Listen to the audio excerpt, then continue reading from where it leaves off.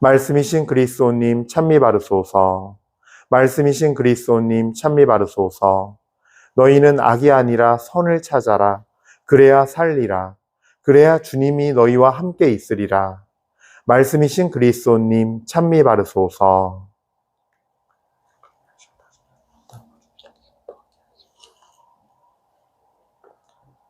주님께서 여러분과 함께 또한 사제의 영과 함께 요한이 전한 거룩한 복음입니다.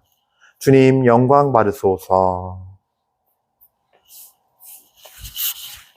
그때 예수님께서는 사마리아를 떠나 갈릴레아로 가셨다.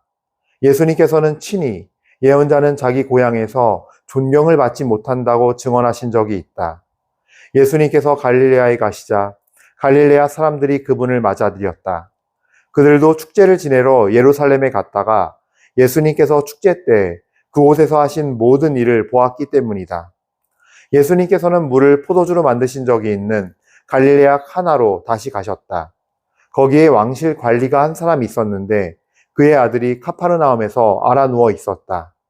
그는 예수님께서 유다를 떠나 갈릴레아에 오셨다는 말을 듣고 예수님을 찾아와 자기 아들이 죽게 되었으니 카파르나움으로 내려가시어 아들을 고쳐주십사고 청하였다. 예수님께서는 그에게 이르셨다. 너희는 표징과 이적을 보지 않으면 믿지 않을 것이다. 그래도 그 왕실 관리는 예수님께 주님, 제 아이가 죽기 전에 같이 내려가 주십시오 하고 말하였다. 그러자 예수님께서 그에게 말씀하셨다. 가거라, 내 아들은 살아날 것이다. 그 사람은 예수님께서 자기에게 이르신 말씀을 믿고 떠나갔다. 그가 내려가는 도중에 그의 종들이 마주와서 아이가 살아났다고 말하였다. 그래서 그가 종들에게 아이가 나아지기 시작한 시간을 묻자 어제 오후 1시에 열이 떨어졌습니다 하고 대답하는 것이었다. 그 아버지는 바로 그 시간에 예수님께서 자기에게 내 아들은 살아날 것이다 하고 말씀하신 것을 알았다. 그리하여 그와 그의 온 집안이 믿게 되었다. 이렇게 예수님께서는 유다를 떠나 갈릴레아로 가시어 두 번째 표징을 일으키셨다. 주님의 말씀입니다. 그리스도님 찬미합니다.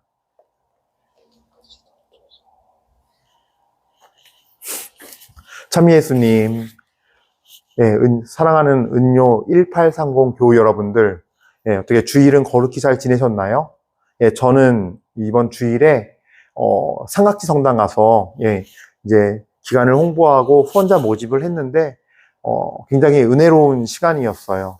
사실 저희도 이 미사 봉헌 그날 미사를 봉헌하면서 최근에 있었던 굉장히 정말 감사한 일들이 많았기 때문에 그 일들을 증언할 수 있었고 소개해 줄 수 있어서 굉장히 사실은 기쁨으로 미사를 드렸고 또 많은 이들이 그 이야기를 듣고 강론이 참 감동적이었다 그러더라고요. 그래서 나중에 제가 더 기회가 되면은 열매를 정말 맺게 돼서 정말로 자랑스럽게 주님을 자랑할 수 있고 증언할 수 있는 그런 기회가 되면은 그때 가서 정말 언제 한번 이야기를 들려드리고 싶어요. 자, 오늘 복음 말씀 같이 볼 텐데요. 요한이 전한 거룩한 복음 말씀에서 한 그 왕실 고관의 아들을 치유해 준 이야기를 듣게 됩니다. 이게 사실 그 다른 복음 루카 복음이나 마테오 복음 이런 데서는요. 이제 백인 대장의 어떤 그 종을 고친 그 예수님의 이야기랑 같은 얘기다. 그것일 것이다. 라는 어떤 얘기가 있는데 일단 그 진위 여부를 떠나서 오늘 이 말씀 자체로만 우리가 보도록 하도록 하겠습니다. 오늘 왕실 관리와 주님과의 대화에 저는 많이 주목을 하고 묵상을 했는데요.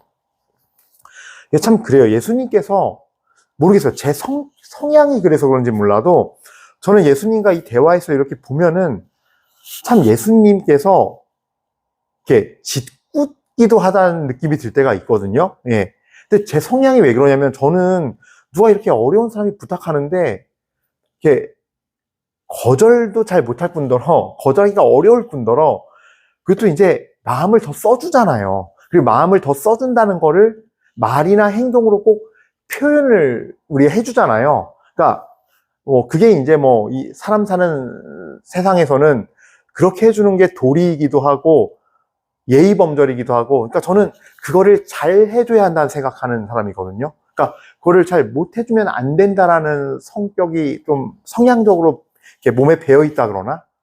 그러다 보니까 예수님의 이런 모습을 보면은, 뭐 이렇게 사람이 성의가 없지? 그러니까 성의가 없는 걸 넘어서서 사람 대 사람에서 이제 그런 일이 벌어지면은 저 사람은 왜 이렇게 무례해? 라는 생각이 들거든요. 아니, 그렇잖아요.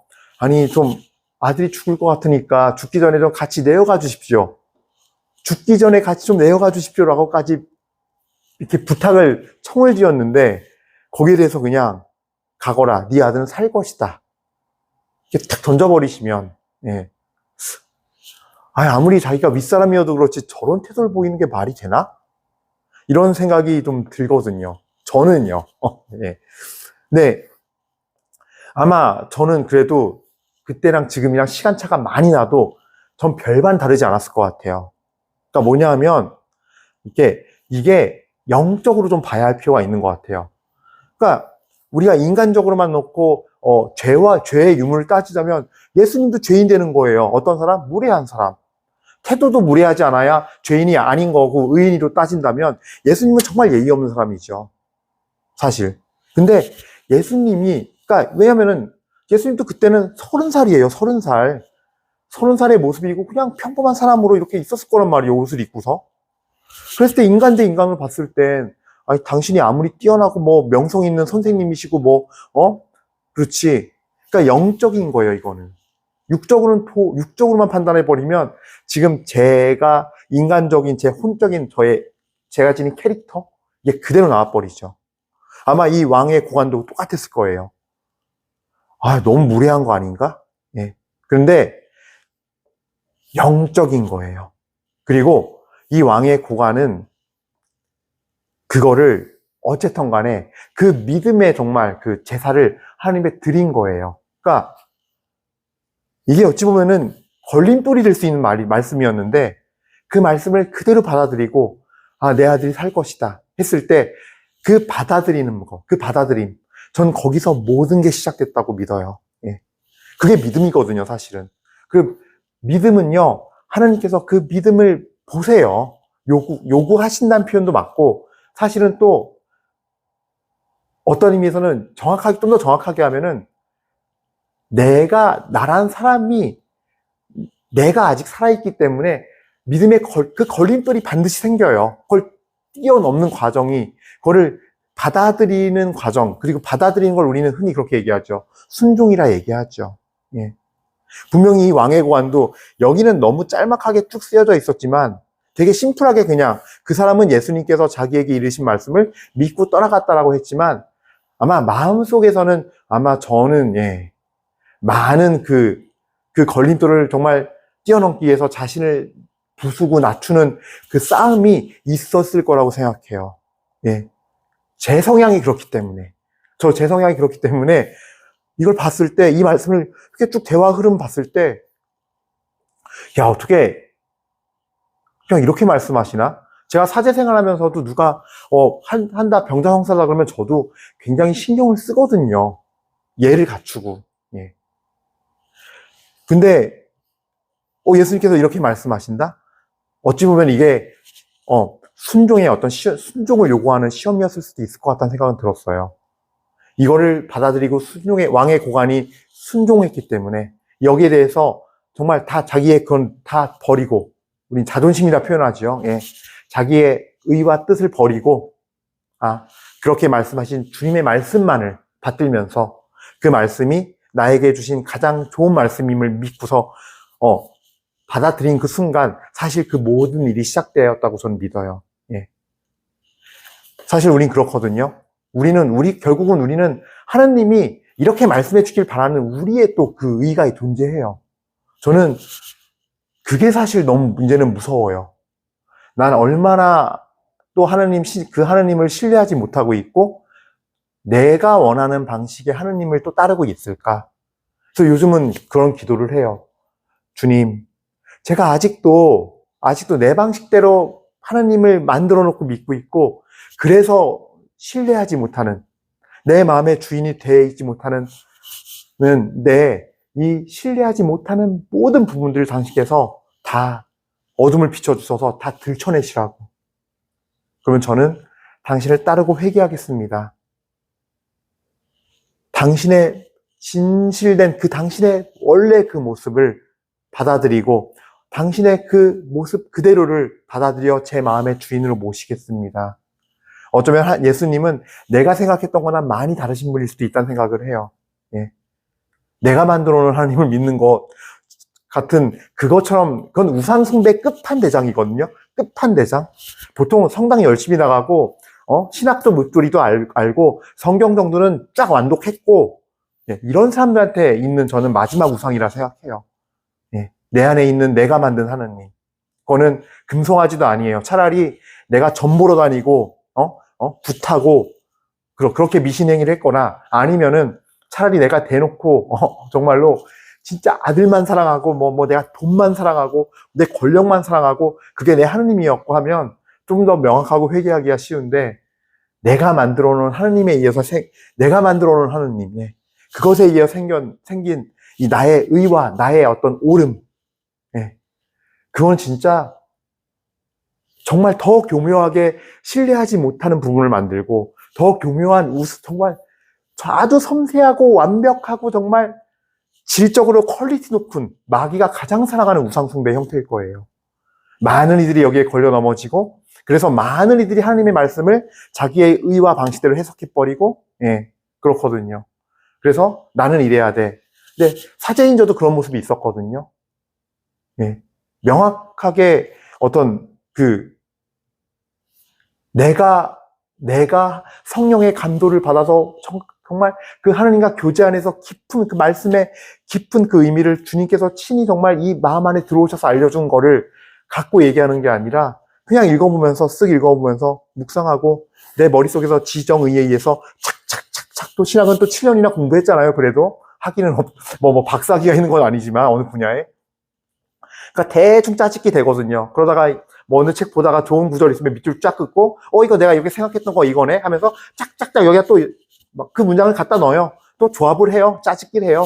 그래서 내가 앉아서 그냥 책상머리에 앉아가지고 그냥 또 머리 좀 굴려 생각한 걸 가지고 성령의 감동을 받은 양 내가 정말 주님께 청해 얻은 것이냐 얘기하고 나의 하느님이 되고 어떻습니까? 이 왕의 고관처럼 내가 전혀 생각하지 않은 하나님이 허를 찌르는 말씀했을 때 어떻습니까? 어쩌면 우리는 그게 자꾸 허가 찔리는 이유는 그만큼 내가 만든 하나님을 믿기 때문이 아닐까 싶어요. 내가 성경 공부도 열심히 했고 무슨 활동도 열심히 했고 레지오 기본도 다 읽어봤고 어쩌면은요 그렇기 때문에 우리는 하나님이 말씀하실 때 허가 자꾸 찔리는 거예요. 내가 생각하는 하나님은 저게 아닌데 내가 내 머리로 생각을 많이 해보고 내가 내 감정으로 생각을 많이 해봤기 때문에 그런 또 의외의 허가 찔릴 수 있어요.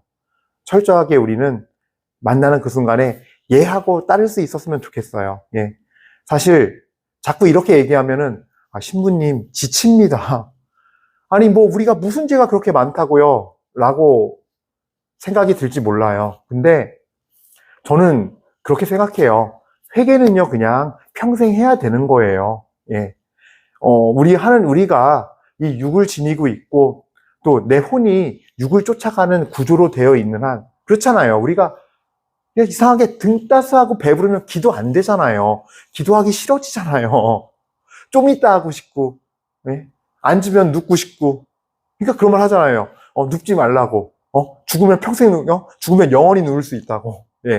어쨌든 간에 우리의 혼은 육에 매여 있고 우리 영도 이 안에서 이 혼이 자꾸 육을 따라가기 때문에 나의 마음과 나의 이 정말 생각과 이런 것들은 편한 걸 추구하고 씻고 싶고 이 육신을 쫓아가는 게 당연하다 보니까 어쩔 수 없이 인간은 하느님을 쫓지 않게 되어 있고 하느님과 반대로 대적하는 경우가 더 많게 되어 있는 존재예요. 그래서 우리는 그냥 평생 회개해야 한다는 표현은 그래서 쓰는 거예요. 항상 주님의 안에서 정말 조명을 받고 그 주님을 정말 내 영이 온전히 주님을 지배할 수 주님의 안에서 그 내 혼과 육을 다 지배할 수 있도록 정말 성령이 충만하게 살 수 있도록 하는 그 길만이 우리가 하느님의 뜻을 놓치지 않고 순종할 수 있는 유일한 어떤 인생을 살아가는 방법이기도 합니다. 예. 그래서 오늘 이 미사 드리면서 그런 말씀을 드리고 싶어요. 이 왕의 고관과 같은 이 마음, 예. 정말 그 자리에서 즉시 기꺼이 이해하고 따를 수 있는 그 마음, 이거 쉬운 거 아니거든요. 분명히 이거는 이럴 때 주님의 은혜가 부어져요. 그 주님의 은혜가 저는 왕의 고관에게 저는 완전히 이루어졌을 거예요. 왜냐하면 주님은 주실 때 치유까지도 주신 거지, 치유가 1번이 아니라 사실은 왕의 고관의 마음에 구원을, 믿음을 통한 구원을 주시길 원했고, 그다음에 그 왕의 고관에 속해 있는 모든 종들과 가족들에게도 구원과 믿음, 하느님의 사랑을 전해주고 싶었는데, 이 왕의 고관이 예수님의 이 한마디 말씀, 따라가지도 않아요. 그냥 가. 네 아들은 살아날 것이다. 네, 이거를 내 생각과 그 많은 생각들 다 내려놓고 따랐을 때 이루어진 거예요. 그래서 같이 곁들여서 그 아들의 치유까지도 온전히 이루어진 거겠죠. 저는 그렇게 확신합니다. 그 아들의 치유가 바로 이 왕의 고관과 모든 가족들에게 예수님을 주님으로 영접하게 하고 모시게 하고 따르게 할 수 있는, 그래서 영원한 구원을 준 바로 그 선물이기 때문에 이 아들도 곁들여 치유를 받은 것일 겁니다. 예. 그래서 오늘 우리 복음 말씀 이렇게 바라보면서 우리가 정말 영원한 생명을 얻고 구원을 얻는 거는 똑같아요. 제에게 주제는 결국 순종하는 거예요. 기꺼이, 즉시, 그리고 그 안에서 항상 나의 뜻과의 의와의 싸움이 있는데 그걸 버릴 수 있도록, 그리고 내가 안다고 생각하는 하느님, 내가 안다고 생각하는 신앙, 내가 안다고 생각하는 믿음, 사랑, 성령, 모든 것들에 대해서도 늘 새로워지려면 결국 언제든지 그걸 버릴 수 있어야 돼요. 항상 지금 나에게 말씀하시는 주님, 그 말씀하시는 주님을 만남을 통해서 새롭게 주님이 덧입혀졌으면 좋겠고, 새롭게 주님을 아는 지식이 이루어졌으면 좋겠습니다. 그래서 오늘 독서 말씀이죠. 이사야서의 말씀. 보라, 나 이제 새하늘과 새 땅을 창조하리라. 이 은요셉 사제의 마음에, 오늘 1830 교우 여러분 마음에, 영혼 안에 새하늘과 새 땅이 창조될 것입니다. 예전의 것들은 떠오르지도 기억되지도 마음에 떠오르지도 않을 것입니다. 그런 마음으로 우리가 항상 매일매일 새롭게 주님을 말씀을 듣고 맞이하고 기꺼이 순종하는 그런 삶을 살도록 노력합시다. 잠시 묵상하시겠습니다. 그거 해야죠. 오늘도 주님과 함께 크로스 하는 하루 되십시오.